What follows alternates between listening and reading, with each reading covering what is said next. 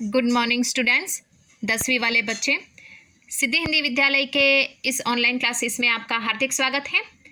अब बच्चों यहाँ पे हमारा व्याकरण में 12वीं वाले बच्चे हमारा व्याकरण में यहाँ पे जो प्रत्यय जो चल रहा है उसमें हमने प्रत्यय की परिभाषा देखी कि प्रत्यय जो होता है वो किस प्रकार से यहाँ पे मूल शब्द के पीछे अंत में जो शब्दांश जोड़कर जो विशेष शब्द उत्पन्न किए जाते हैं अर्थ के रूप में उसको क्या कहते हैं, प्रत्यय कहते हैं। हिंदी भाषा के भीतर हमारे प्रत्यय के दो भाग हैं, दो भेद हैं। एक कृत प्रत्यय, दूसरा तद्वित प्रत्यय। कृत प्रत्यय में हमने उसकी यहाँ पे परिभाषा देखी, ठीक है। शुरुआती तौर से प्रत्यय में मैंने आपको कुछ उदाहरण बताए, चित्र भी बताए। बच्चे खेल रहे थे, है ना, फल वाला कुछ फूल वाला कुछ फूल बेच रहा था, ठीक है। मजदूर जो है वो मजदूरी कर रहा था। तो यहाँ पे खिलौना, तो यहाँ पे खिल मूल शब्द है, ओना प्रत्यय है, दोनों को मिला के खिलौना। मजदूरी में मजदूर मूल शब्द है री, ई री बोलते हैं ना, तो ई का उच्चारण होता है स्वर, तो मजदूर प्लस ई मजदूरी।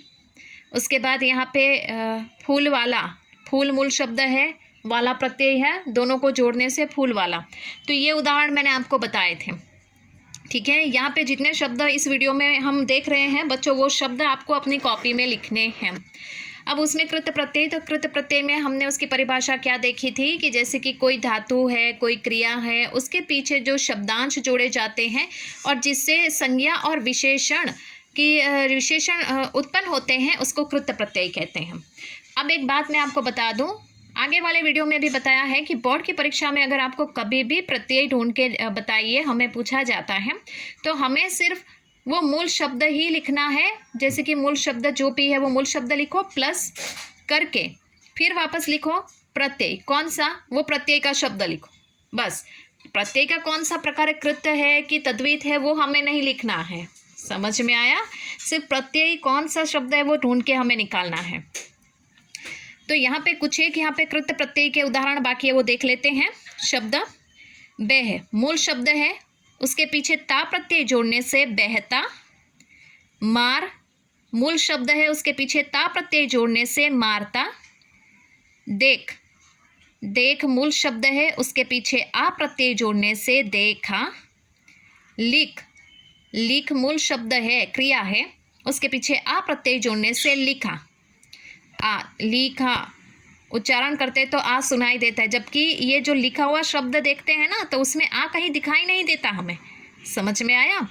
उसके बाद लेन, लेन मूल शब्द है, उसके पीछे दार जोड़ने से लेनदार। उसी प्रकार से देन मूल शब्द है, उसके पीछे दार जोड़ने से देनदार।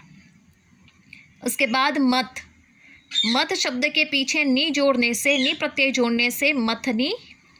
सूंघ, उसके ये शब्द मूल शब्द है, उसके पीछे नी जोड़ने से सूंघनी।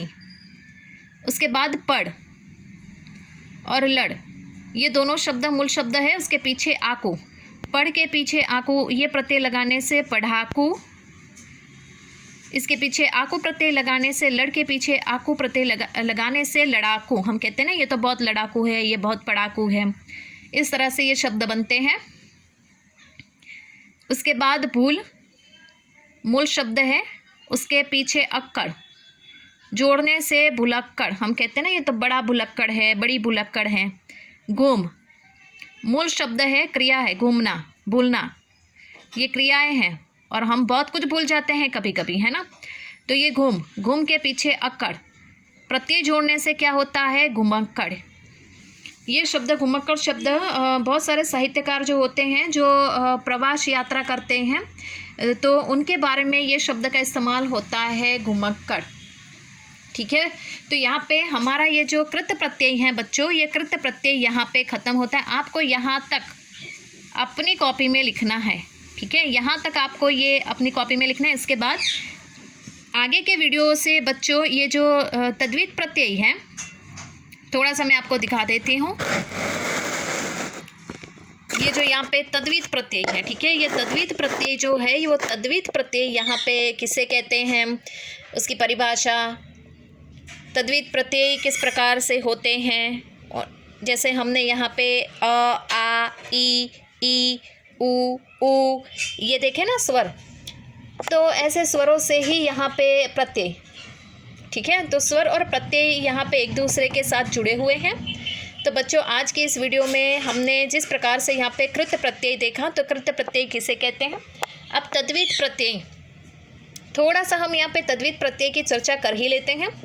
तो बच्चों यहाँ पे देखिए, एक रसोई घर में खाना पकाने वाला बावर्ची जो खाना बना रहा है, चित्र में दिखाई दे रहा है।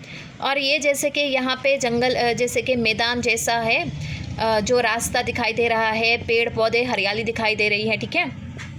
यहाँ पे खाना पकाने वाला बावर्ची, उसके लिए रसोइया। और यहाँ पे रास्ते में जैसे कि ये गोलाकार जैसा, तो समझ लो, हमें सिर्फ कल्पना करनी है कि ये पत्थर है। तो ये रास्ता कैसा है, पथरीला। तो दो शब्द दिए गए हैं, रसोइया और पथरीला। ऊपर रसोई प्लस इया बराबर कौन सा शब्द बनता है, रसोइया। तथा पत्थर प्लस इला इज इक्वल टू पथरीला शब्द बनते हैं। आगे जैसे कृत प्रत्यय में नहीं देखा हमने, बिल्कुल उसी प्रकार से जो संज्ञा शब्द के अंत में इया और इला शब्दांश जोड़ने से बनते हैं। अब तद्वित प्रत्यय किसे कहते हैं वो तो समझ में आ ही गया। कृत प्रत्यय और तद्वित प्रत्यय में क्या अंतर है वो मैं बताती हूँ। कृत प्रत्यय उसे कहते हैं कि मूल क्रिया अर्थात धातु के पीछे जो शब्दांश जोड़कर संज्ञा और विशेषण बनाते हैं, जबकि तद्वित प्रत्यय क्या करते हैं, यहाँ पे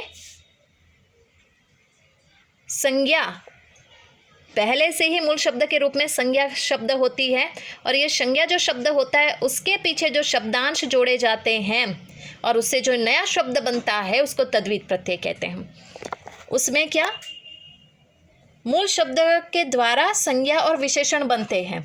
मूल शब्द के अंत में जो प्रत्यय लगता है उससे संज्ञा विशेषण बनते हैं, जबकि यहाँ पे तो संज्ञा के पीछे ही शब्द जोड़े जाते हैं, प्रत्यय।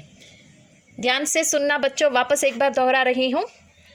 कृत प्रत्यय में क्या है, क्रिया धातु अर्थात मूल शब्द के पीछे शब्दांश जोड़कर संज्ञा विशेषण बनते हैं, जबकि तद्वित प्रत्यय में संज्ञा के पीछे ही शब्दांश अर्थात प्रत्यय जोड़े जाते हैं और उससे जो शब्द बनते हैं उसको तद्वित प्रत्यय कहते हैं।